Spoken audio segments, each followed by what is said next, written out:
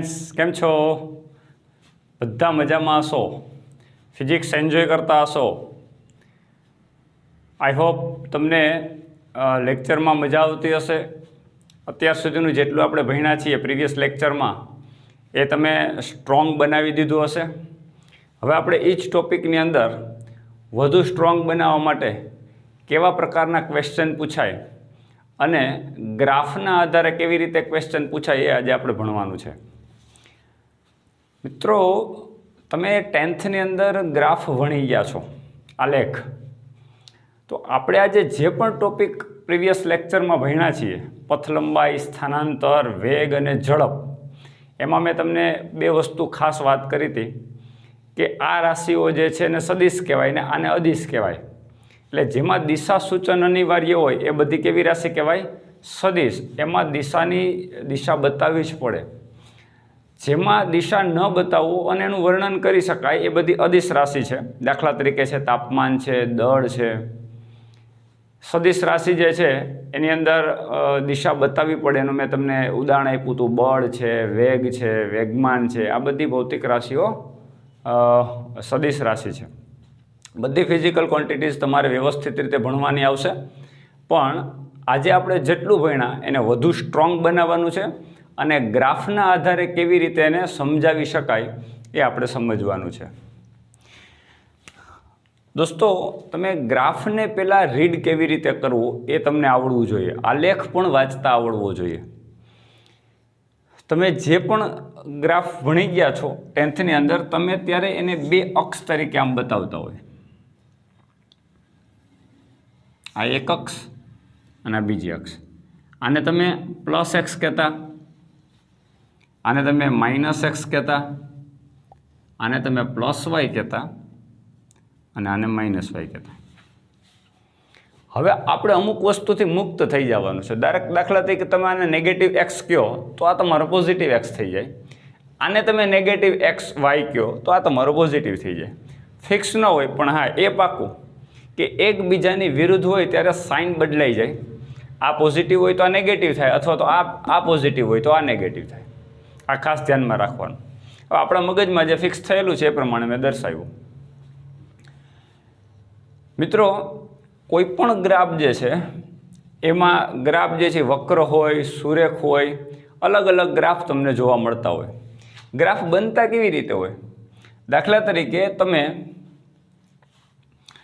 અહીંયા હું તમારું સ્થાન બતાવું વાય અક્ષ ઉપર અને એક્સ અક્ષ ઉપર સમય બતાવું। હવે આ બધા મીટરમાં છે। દાખલા તરીકે આ 10 મીટર, આ 20 મીટર, આ 30 મીટર, આ 40 મીટર અને આ 50 મીટર। આ બધું સ્થાન છે એ મીટરમાં છે અને સમય છે એ સેકન્ડમાં છે। ટી સમય છે એ સેકન્ડમાં છે। આ મીટરમાં છે અને આ છે સેકન્ડમાં, રાઈટ। હવે આપણે દાખલા તરીકે હું કોઈ ગ્રાફ અહીંયા સમય પણ આપણે બતાવી દઈએ। 2 સેકન્ડ, 4 સેકન્ડ, 6 સેકન્ડ, 8 સેકન્ડ અને 10 સેકન્ડ। પહેલાં તો આપણે આપણું લોકેશન પકડીએ કે આપણે આપણી ગતિની શરૂઆત અથવા તો આપણે જેને સ્થાન બદલીએ એને આપણે શું કહીએ? સ્થાનાંતર। એટલે પહેલાં હું ક્યાં છું? સંદર્ભ પોઈન્ટ અથવા તો રેફરન્સ પોઈન્ટ પહેલાં તમારે પસંદ કરવો પડે। ધારો કે તમે ટી ઇઝ ઇક્વલ ટુ 0 સમય, એટલે આ ટી ઇઝ ઇક્વલ ટુ 0 થશે। આ 2 આ થઈ ગયું તમારું ટી ઇઝ ઇક્વલ ટુ 0 સમયે। દાખલા તરીકે તમે ટી ઇઝ ઇક્વલ ટુ 0 સમયે અહીંયા જ ઊભા છો, એટલે આ તમારા માટે સંદર્ભ પોઈન્ટ છે। એટલે એક્સ અક્ષ અને વાય અક્ષ, આ એક્સ વાય સમતલનું જે ઉગમ બિંદુ છે એ તમારા માટે સંદર્ભ બિંદુ છે। તમે અહીંથી ઉપડો છો, એનો મતલબ ટી ઇઝ ઇક્વલ ટુ 0 માટે તમારું Y is equal to 0। T is equal to 0 ત્યારે વાય પણ 0, એટલે તમારું સ્થાન પણ 0 છે અને ટી ઇઝ ઇક્વલ ટુ 0 સમયે। હવે દાખલા તરીકે આફ્ટર 2 સેકન્ડ, એટલે T is equal two 2 second આગળ તમારું સ્થાન છે વાય ઇઝ ઇક્વલ ટુ ધારો કે 10 મીટર. તો 2 સેકન્ડે અને 10 મીટરે તમે બંને પોઈન્ટને જોડશો.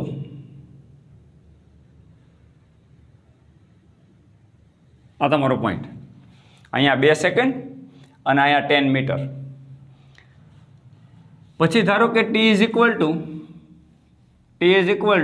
2 સેકન્ડે તમે y ઇઝ ઇક્વલ ટુ ધારો કે 20 મીટરે પહોંચ્યા છો.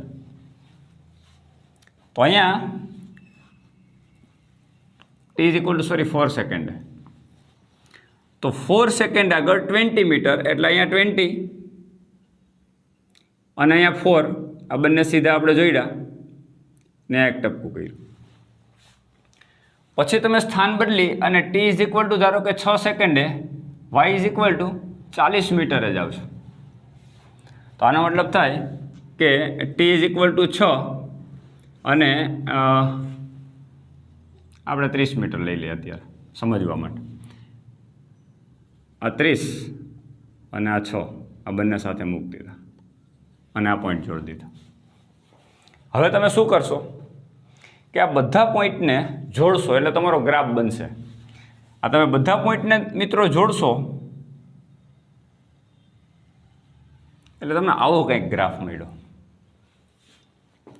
તો આ ગ્રાફનો પ્રકાર કેવો થયો તો કે સુરેખ. આ ગ્રાફનો પ્રકાર કેવો થયો? સુરેખ. વળાંક ક્યાંય આવતો નથી એટલે રેખીય ગ્રાફ થયો તમારો. સુરેખ અથવા તો રેખી ગ્રાફ ગમે કહી શકાય.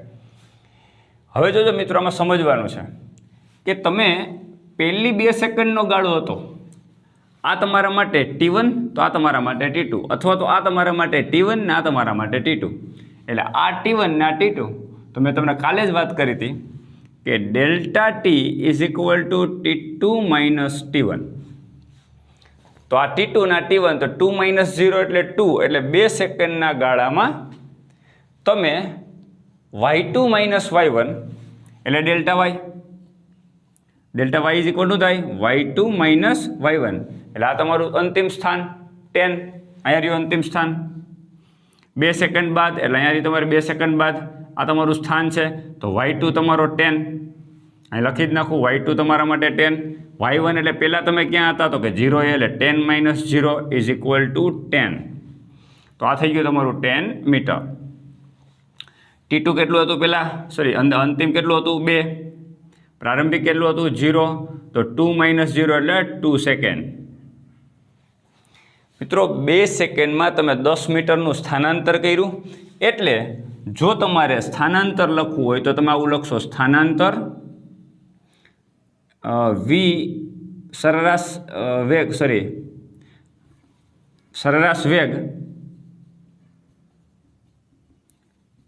વેગ ઇઝ ઇક્વલ ટુ લખશો તમે v is equal to delta y by delta T. Delta y તમારા માટે 10 મીટર અને ડેલ્ટા ટી તમારા માટે 2 એટલે કેટલું થાય? 5 મીટર પર સેકન્ડ. એટલે દોસ્તો તમારી એવરેજ વેલોસિટી કેટલી થઈ? 5 મીટર પર સેકન્ડ.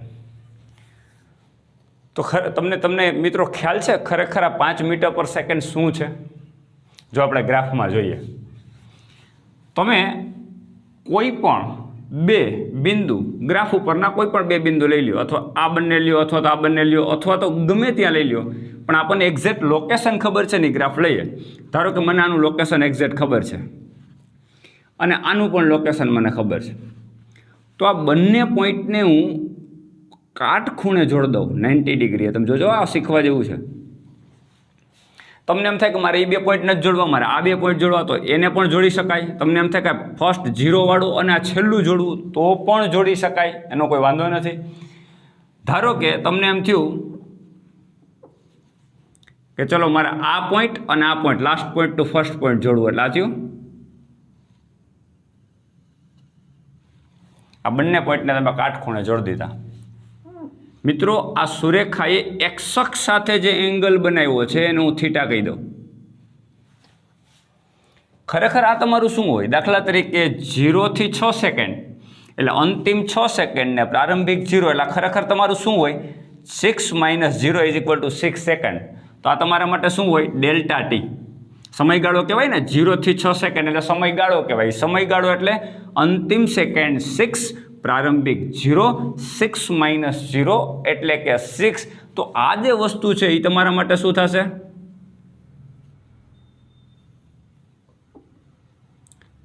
ડેલ્ટા ટી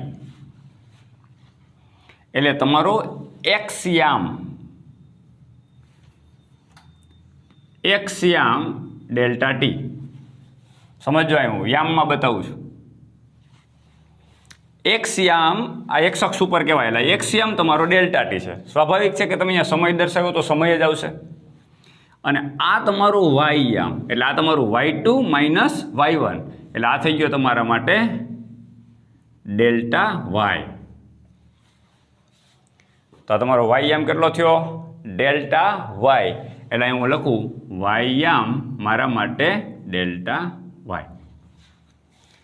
તો delta Y by delta T અહીંયા તમે જો delta Y by delta T. Delta Y એટલે કોણ? વાયયામ. અને ડેલ્ટા ટી એટલે કોણ? એક્સયામ. એટલે ખરેખર સરેરાશ વેગ શું છે મિત્રો? સમજો ખરેખર સરેરાશ વેગ શું છે? વાયયામ અને એક્સયામનો ગુણોત્તર. આવું જ થયું, કારણ કે delta Y by delta T એટલે વાયયામ બાય એક્સયામ આવું જ થશે. એટલે અહીંયા તમને બતાવું કે વાયયામ એટલે ડેલ્ટા વાય એટલે આ થશે. એટલે આ તમારો થઈ ગયો વાયયામ. ડેલ્ટા વાય છે પણ આને તમે આ લખું વાયયામ. અને ડેલ્ટા ટી તમારો કયો છે? એક્સયામ. આને શું કહેવાય? તો કે સરેરાશ વેગ. રાઈટ. તો ખરેખર વાય બાય એક્સ એટલે આ વાયયામ બાય એક્સયામ શું છે? તમે જો કાટકોણ ત્રિકોણમાં સામેની બાજુ છેદમાં પાસેની બાજુ એટલે કયું હોય? Tan theta. જો આ ખૂણો થીટા હોય તો ટેન થીટા બરાબર delta Y by delta T થાય. થાય કે નહીં મિત્રો? Delta Y by delta T એટલે શું? તો કે વાયયામ બાય એક્સયામ એટલે ખરેખર ટેન થીટા થાય. આ તમારા માટે શું છે? Ten theta. મિત્રો આને સુરેખાનો ઢાળ કહેવાય, સ્લોપ. તમે જો આ ઢાળ છે, કોઈ પણ વસ્તુ તમે સિમ્પલ આપણે એમ કે ભાઈ આ ઢોળાવ તો કે વધુ કહેવાય, પછી એના કરતાં થોડોક ઓછો કહેવાય, એના કરતાં થોડોક ઓછો કહેવાય, એના કરતાં થોડોક આ ઢાળ 0 કહેવાય. જો આમ સ્લોપ વધતો જાય, આમ થયો તો ઢાળ વધ્યો, આમ થયો તો ઢાળ વધ્યો, આમ થયો તો ઢાળ વધ્યો, તો એ શું વધતું જાય? થીટા વધતો જાય. દોસ્તો થીટા વધે એટલે શું વધ્યું? ટેન થીટા વધ્યો. ટેન થીટા વધ્યો એટલે શું વધ્યું? તો કે સરેરાશ વેગ વધ્યો. એટલે આનો મતલબ સિમ્પલ એક્સ વર્સિસ ટી. આ તમારો એક્સયામ વાયયામ, પણ એ વાયયામ કે એક્સયામ એ સ્થાનાંતર છે, અથવા તો પદાર્થનું સમય સાથે સ્થાન બદલાય છે એટલે આને મેં સ્થાન નામ આપ્યું, આને મેં સમય કીધું. તો મિત્રો સ્થાન વિરુદ્ધ સમયના ગ્રાફમાં ટેન થીટા એટલે કે સુરેખાનો ઢાળ એ શું બતાવે? સરેરાશ વેગ. શું બતાવે? સરેરાશ વેગ. મિત્રો ક્યારેય સુરેખા બતાવવામાં આવે તો તમને ખબર પડે કે સ્થાન વિરુદ્ધ સમયના ગ્રાફમાં જ્યારે પણ સુરેખા હોય અને સ્લોપ લ્યો તમે, સ્લોપ એટલે ઢાળ લ્યો ટેન થીટા, ત્યારે એ તમારું હંમેશા સરેરાશ વેગ હોય. કારણ કે વાયયામ એટલે સ્થાનાંતર બતાવતું હોય ને એક્સયામ ઉપર સમય બતાવતું હોય, તો સ્થાનાંતર છેદ સમય એટલે શું થાય મિત્રો? સરેરાશ વેગ થાય. તો સરેરાશ વેગ જે છે એ તમારો સુરેખાનો ઢાળ હોય. આઈ હોપ આ વાત સમજાઈ ગઈ હશે, બધાને આ વાત ક્લિયર થઈ ગઈ હશે. હવે ગતિનો પ્રકાર જાણવાની વાત કે આ કેવા પ્રકારની ગતિ હશે. મિત્રો ગતિનો પ્રકાર જોઈએ. તમે જો પહેલી 2 સેકન્ડમાં 10 મીટરનું સ્થાનાંતર થયું, ફરીથી 2 સેકન્ડમાં પાછું 10 મીટરનું કહેવાય કે 2 થી 4 એટલે 2 સેકન્ડ, તો 10 થી 20 એટલે તમારું 10 મીટરનું સ્થાનાંતર થયું. એટલે નિયમિત રીતે સ્થાનાંતર થાય છે. એટલે સમય સાથે જ્યારે સ્થાનાંતર નિયમિત રીતે થતું હોય મિત્રો, તો આ પ્રકારનો વેગ નિયમિત વેગવાળી ગતિ કહેવાય. આ વેગ જ છે, સરેરાશ વેગ તો નિયમિત વેગવાળી ગતિ કહેવાય, એટલે કે નિયમિત ગતિ કહેવાય. તો જ્યારે સ્થાન વિરુદ્ધ સમયનો ગ્રાફ સુરેખ હોય, સ્થાન વિરુદ્ધ સમયનો ગ્રાફ જ્યારે સુરેખ હોય ત્યારે આવા પ્રકારની ગતિને કેવી ગતિ કહેવાય દોસ્તો? નિયમિત ગતિ કહેવાય. કેવી ગતિ કહેવાય? નિયમિત ગતિ. આઈ હોપ આટલી વાત સમજાઈ ગઈ હશે. હવે આપણે આ ગ્રાફમાં થોડું આગળ સમજીએ. સ્થાન વિરુદ્ધ સમયના ગ્રાફમાં થોડુંક આગળ વસ્તુ સમજીએ. હવે તમને કેવું કેવું ગ્રાફમાં શીખવા મળે તમે જોજો. તમારું નોલેજ વધતું જશે આની અંદર. દાખલા તરીકે હવે તમારી સામે આવો ગ્રાફ મૂકું છું. આને હું સ્થાન કહું અને આનો હું સમય કહું. સમય ટી અને સ્થાનને હું એક્સ કહું. એટલે ધારો કે એનો એક્સયામ બદલાતો હોય. હંમેશા ગતિમાં ડાયમેન્શન આવે. દાખલા તરીકે હું ચોકને આમ મૂકું ઉપરથી ચોકને મૂકું આમ અને નીચે આવે તો એનો કયો યામ બદલાતો હોય? વાય યામ. યામ તેમ નહીં જાય. એટલે માત્ર ને માત્ર વાય જ યામ બદલાતો હોય અથવા તો માત્ર એક્સ યામ જ બદલાતો હોય. એટલે એક જ પરિમાણ મિત્રો ગતિ બદલાતું હોય ત્યારે એને એક પરિમાણીય ગતિ કહેવાય. દાખલા તરીકે કેરમની કુકરી છે. આ કેરમ છે મિત્રો, આ સમજજો. અહીંયા આપણે બતાવીએ પહેલાં. આ કેરમ છે. કેરમની અંદર આ 4 હોલ છે. અહીંથી તમે સ્ટ્રાઇકર લગાવો છો અને આ કુકરીને ફટકારો છો. તમે આમ મારશો એટલે આમ ગતિ કરશે. એટલે પહેલાં અહીંયા હતો ને હવે અહીંયા આવી કુકરી. મિત્રો તમે જો અહીંયા પહેલાં હતી ને પછી અહીંયા આવે એટલે શું થાય તમે જો. એક્સયામ પણ બદલાણો અને વાયયામ પણ બદલાણો. કુકરી આમ ક્રોસમાં ગતિ કરે આમ. એટલે પહેલાં અહીંયા હતો. ધારો કે 0 કહી દઉં તો અમારા માટે 3 મીટર હોય ને અમારા માટે 4 મીટર હોય. ધારો કે તો એક્સમાં 3 મીટર સ્થાનાંતર કર્યું, વાયમાં 4 કર્યું. એનો મતલબ આ બંને યામ બદલાણા. જો આ કુકરી આમ જ ગતિ કરે તો માત્ર એક્સ યામ બદલાય. જો આ કુકરી આમ જ ગતિ કરે તો માત્ર વાય યામ બદલાય. પણ કુકરી ક્રોસમાં જ્યારે ગતિ કરે ત્યારે એનો એક્સ યામ અને વાય યામ બંને બદલાતા હોય. મિત્રો ગતિમાં હંમેશા એક યામ બદલાય તો ને એક પરિમાણીય ગતિ કહેવાય. 2 યામ બદલાય તો એને દ્વિપરિમાણીય ગતિ કહેવાય. અને જો 3 યામ બદલાતો હોય તો આપણને એમ થાય કે ત્રીજો યામ એટલે કયો? મિત્રો તમે 3D મૂવી જોયું હશે. 3D મૂવીની અંદર તમે કોઈ આમ ગોળી મારે તો ગોળી તમારા તરફ આવતી હોય એવું લાગે ને આપણે આમ થઈ જાય. એનો મતલબ સ્ક્રીનની બહાર આવતું એવું લાગે. એ ત્રીજો ડાયમેન્શન અને આપણે એને 3D મૂવી કહીએ. મિત્રો 3Dનો મતલબ 3 મીન્સ 3, D 4 ડાયમેન્શન. એમાં 3 ડાયમેન્શન માત્ર ને માત્ર 2D મૂવીની અંદર ફાઇટિંગ થતી હોય તો તમને એવું લાગે કે બોર્ડમાં જ ફાઇટિંગ થાય છે અથવા તો તમારું સ્ક્રીન જે હોય એમાં જ ફાઇટિંગ થાય. તમને એવું ન લાગે કે કોઈ હીરો જે છે અથવા તો વિલન છે એ સ્ક્રીનની બહાર આવી. જો એવો આભાસ થતો હોય તો એવા મૂવીને તમે 3D મૂવી કહો છો. એટલે ત્રીજો યામ એટલે તમારા બોર્ડની બહાર. એની ચર્ચા આપણે પછી કરશું. 3 ડાયમેન્શનની અત્યારે વાત કરવાની ના થાય કારણ કે આપણે અત્યારે જે ભણીએ છીએ સુરેખ પથ ઉપર ગતિ. સુરેખ પથ ઉપર ગતિની અંદર ત્રીજો યામ બદલાય એવી આપણે ચર્ચા કરવાની કોઈ જરૂર નથી. તો આપણે અત્યારે એક યામની કરશું. એટલે અહીંયા હું એમ કહું છું કે મારો એક યામ એક્સ યામ બદલાય ધારો કે. તો આને મેં એક્સ કીધું, ફરક નથી પડતો. તમે વાય કહો તો પણ કંઈ વાંધો નથી. તો કોઈ પણ એક યામ બદલાય છે એટલે મારો સ્થાન સમય સાથે કેવી રીતે બદલાય એનું વર્ણન કરતો આપણે ગ્રાફ જોઈએ છીએ. જો અત્યારે આપણે એક વાત સમજીએ. ધારો કે મને આવો ગ્રાફ મળે છે. આ પણ સુરેખ જ છે. તમે જો આ સુરેખ ગ્રાફ છે પણ આને ઢાળ જોવા નહીં મળે. સ્લોપ નથી. તમે જો ઢાળ હોય તો આમ હોય ને આમ ક્રોસ હોય. એક્સ અક્ષને સમાંતર હોય તો એના માટે ઢાળ ઇઝ ઇક્વલ ટુ 0 થાય. એટલે કે tan θ ઇઝ ઇક્વલ ટુ 0 થાય. ઢાળ 0 તો શું 0? ઢાળ 0 તો શું 0? સરેરાશ વેગ 0. મેં હમણાં જ કીધું કે સ્થાન વિરુદ્ધ સમયના ગ્રાફમાં ઢાળ છે એ શું બતાવે? સરેરાશ વેગ. Delta Y by delta T અથવા તો delta X by delta T. અહીંયા એક્સ બદલાતો હોય તો આપણે ડેલ્ટા એક્સ લખશું. એમાં કંઈ ફરક નહીં પડે. Delta X by delta T. તો tan θ ઇઝ ઇક્વલ ટુ 0 એટલે સરેરાશ વેગ પણ 0 થશે.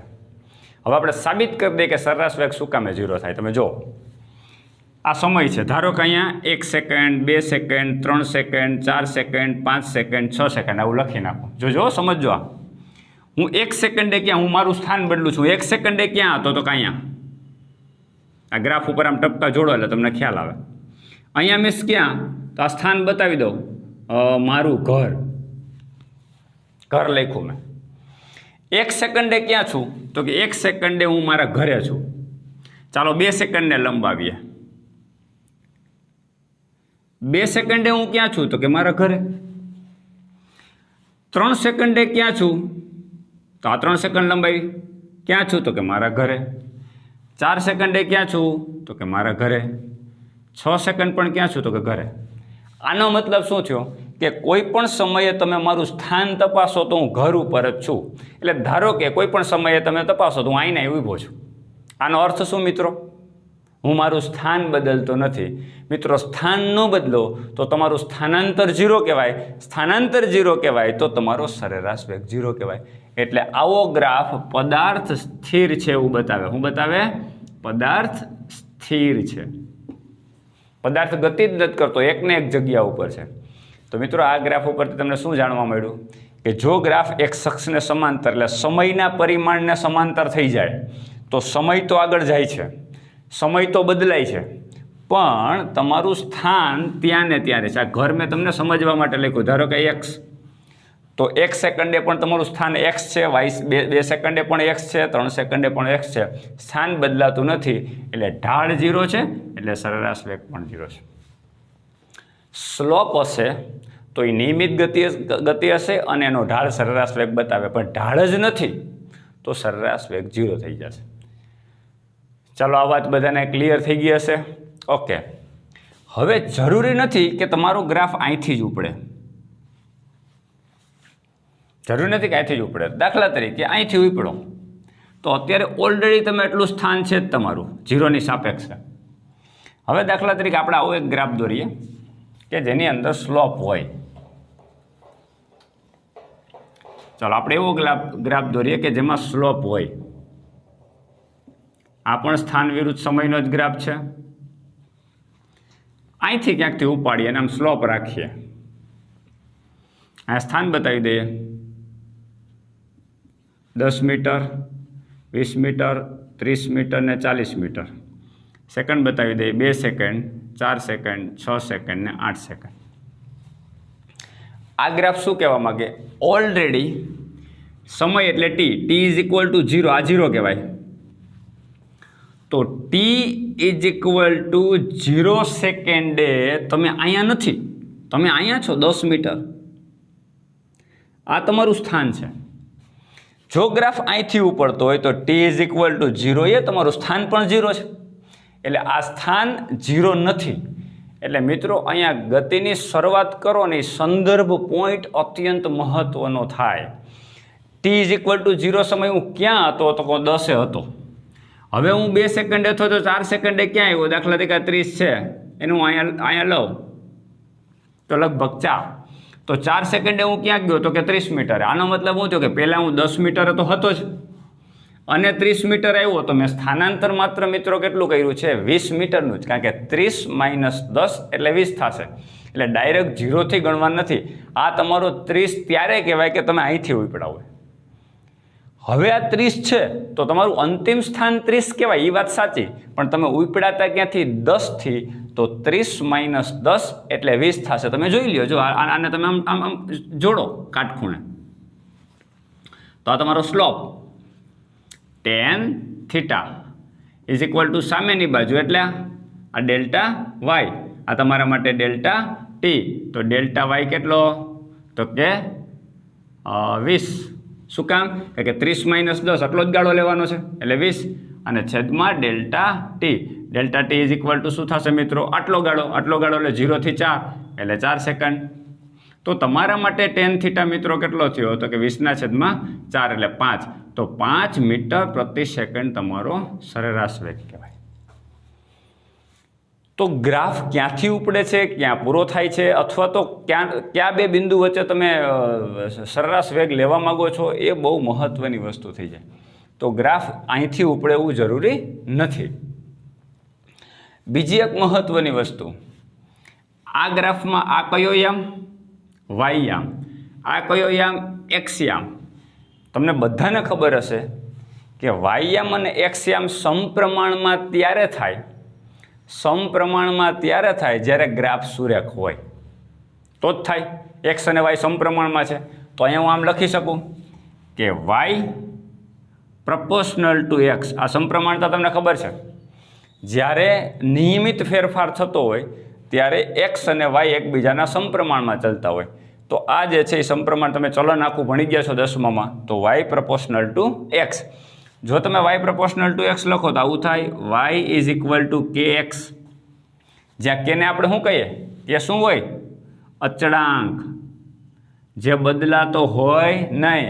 વાય આમ બદલો તો સામે એક્સ યામે બદલાઈ જતો હોય, વાય આમ બદલો તો સામે એક્સ યામે બદલાય. પણ કેવી રીતે બદલાય? તો કે સમપ્રમાણમાં, એટલે નિયમિત રીતે ફેરફાર થતો હોય, એટલે Y is equal to K X થાય. ચલો, Y is equal to K X, એને બદલે હું Y is equal to M X લખી નાખું. તો કેની જગ્યા ઉપર મેં એમ લખ્યો, તો એમ શું મારા માટે? મિત્રો અહીંયા તમે જો એમ શું, એમને કરતા બનાવો તો એક્સ ક્યાં જાય? છેદમાં વાય બાય એક્સ. તો એમ શું થયો? M is equal to y by x. હમણાં જ મેં કીધું વાય એમના છેદમાં એક્સ એમ એટલે હું ઢાળ. તો આ મારા માટે ઢાળ છે, અથવા તો આ મારા માટે ટેન થીટા છે, સ્લોપ છે. તો વાય બરાબર એમએક્સ પ્રકારનું સમીકરણ ક્યાંય તમને દેખાય? સમજો, Y is equal to MX પ્રકારનું સમીકરણ દેખાય તો એમ શું હોય? વાયના છેદમાં એક્સ, એટલે વાયયામ બાય એક્સયામ હોય એને શું કહેવાય? ઢાળ. તો ઢાળ તમારા માટે એમ થાય. Y is equal to MX પ્રકારનું સમીકરણ હોય તો આ સમીકરણ કોનું હોય મિત્રો? સુરેખાનું. કોનું હોય? સુરેખાનું સમીકરણ. આ ગણિત છે. તો ફિઝિક્સમાં ગણિતનો મેક્સિમમ ઉપયોગ થતો હોય, પણ જરાય ચિંતા ના કરતા, હું તમને એક એક વાત સ્પષ્ટ કરીશ અને એક પણ લેક્ચરની અંદર તમને એવું નહીં થાય કે આ વાત તમને સમજાણી નથી. બેસ્ટ ટ્રાય કરીશ અને તમને સંપૂર્ણ ટોપિકનો ન્યાય આપવાનો પ્રયત્ન કરીશ. મિત્રો જરાય ચિંતા ના કરતા. એમ શું છે? વાય બાય એક્સ, એટલે આ ઢાળ છે. ઢાળ is equal two ten theta. એનો મતલબ કે ટેન થીટા તમારો સરેરાશ વેગ છે અને y is equal to M x. આ પ્રકારનું સમીકરણ જ્યારે તમને જોવા મળે ત્યારે સુરેખાનું સમીકરણ હોય. ખરેખર આપણા માટે એક્સ આમ શું છે? અહીંયા ટી. તો આપણું એક્સનું સ્થાન કોણીએ લીધું? ટીએ. ઢાળની કંઈક વેલ્યુ આવશે કે ટેન થીટા બરાબર તમે સામેની બાજુ છેદમાં પાસેની બાજુ મૂકો એટલે કંઈક કિંમત આવી, આવી કિંમત 5. તો આ તમારા માટે અચળાંક થઈ ગયો. તો હવે આપણે જો વ્યવસ્થિત રીતે આ સમીકરણને લખીએ, સ્થાન વિરુદ્ધ સમયના ગ્રાફને. જો વાયયામ એટલે ચલો વાયયામ ઇઝ ઇક્વલ ટુ એમ એટલે ઢાળ. તો ઢાળની જે વેલ્યુ આવી કંઈક અચળાંક જ હોય ને, કંઈક કિંમત જ હોય. તો એ કિંમત દાખલા તરીકે હું લખી નાખું 5 અથવા તો 6, ગમે જે પણ જવાબ હોય. આની અંદર જે ઢાળ આવે એ લખવાનો હોય. ધારો કે તમારો ઢાળ કેટલો આવ્યો? તો કે 3. પછી એક્સયામ જે છે, એક્સયામ એ તમારા માટે શું છે? સમય. તો સમયની જગ્યાએ આપણે લખશું ટી. તો Y is equal two 3t પ્રકારનું સમીકરણ આવ્યું. એનો મતલબ આ સુરેખાનું સમીકરણ છે. 3 તમારો ઢાળ છે, એટલે એ શું બતાવે છે? સરેરાશ વેગ બતાવે છે. હજી પણ તમે આગળ જાઓ તો જો આ ગ્રાફ અહીંથી ઉપડે છે, એનો મતલબ આટલો જગ્યા વધે છે. જો ગ્રાફ અહીંથી ઉપડતો હોય, આમ થતો હોય, તો ઉગમ બિંદુમાંથી પસાર થતો હોય ત્યારે અહીંયા પ્લસ સી આવું આપણે મૂકી દઈએ, અથવા તો અહીંયા પ્લસ સી મૂકી દઈએ. Y is equal to M x plus c. મિત્રો આ સીને અંતઃખંડ કહેવાય. સુરેખા માટે અથવા ગ્રાફ માટે અંતઃખંડ કહેવાય. આ વધારાની કેટલી વેલ્યુ તમને અહીંયા દેખાય છે? 10. તો સીની વેલ્યુ કેટલી હોય? 10 હોય. જો ગ્રાફ અહીંથી ઉપડતો હોય 0, તો સીની વેલ્યુ કેટલી હોય? 0. તો તમારો ગ્રાફ કેવો થાય? વાય બરાબર એમ એક્સ જ થાય. આ સી નું આવે. સી એટલે આ વધારાની જે વેલ્યુ આવે એ હંમેશા ક્યારે આવે મિત્રો? હમણાં જ તમને કીધું કે વાય તમારું સ્થાન છે. તો આ તમે એમએક્સ મેળવી ગયા હોય, એ ઉપરાંતનું આ તમારે એક્સ્ટ્રા 10 લખવું પડે, તો એ આપણે પ્લસ કરવું પડે. આને કહેવાય સુરેખા માટે અંતઃખંડ કહેવાય. શું કહેવાય? અંતઃખંડ કહેવાય. અંતઃખંડની વેલ્યુ મિત્રો 0 ત્યારે જ લખી શકો તમે જ્યારે ગ્રાફ તમારો ઉગમ બિંદુએથી ઉપડતો હોય. તો y ઇઝ ઇક્વલ ટુ ખાલી mx અથવા તો y is equal two 3t હોય તો આટલી વાત ક્યાં હોય? તો કે ઉગમ બિંદુથી ગ્રાફ ઉપડતો હોય.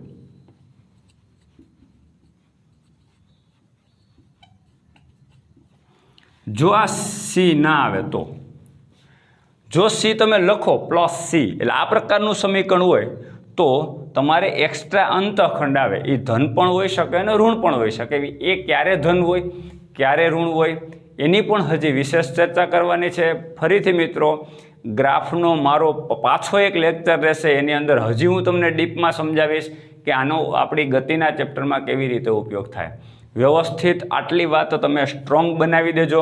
આ પ્રકારના સમીકરણને સુરેખાનું સમીકરણ કહેવાય. સુરેખાનું સમીકરણનું જ્યારે પાલન થતું હોય ત્યારે ગતિનો પ્રકાર નિયમિત કહેવાય. એટલે કે સ્થાન વિરુદ્ધ સમયનો ગ્રાફ સુરેખ મળતો હોય ત્યારે એને નિયમિત ગતિ કહેવાય. એટલે સમય સાથે સ્થાનમાં નિયમિત ફેરફાર થતો હોય. y is equal two 3t પ્રકારનું અથવા તો આ પ્રકાર y ઇઝ ઇક્વલ ટુ ખાલી mx પ્રકારનું સમીકરણ હોય તો ગ્રાફ ઉગમ બિંદુ આગળથી ઉપડતો હોય. જો અંતઃખંડ વધારાનો હોય તો એ ગ્રાફ કોઈ દિવસ ઉગમ બિંદુને ક્યારેય કાપતો હોય નહીં, કાં તો ઉપરથી અને કાં તો નીચેથી. હવે નીચેથી ઉપડે તો કેવી રીતે ધન થાય કે ઋણ થાય, આ બધી વસ્તુ આપણે નેક્સ્ટ લેક્ચરમાં ચર્ચા કરીશું. અહીંયા આપણે આજે સુરેખાનું સમીકરણ ગણિત માટે ભણ્યા અને એની અંદર તમે સરેરાશ વેગ ગ્રાફ ઉપરથી કેમ મેળવવો ને એ તમે આજે સમજ્યા. નેક્સ્ટ લેક્ચરમાં આપણે વધારે ચર્ચા કરીશું.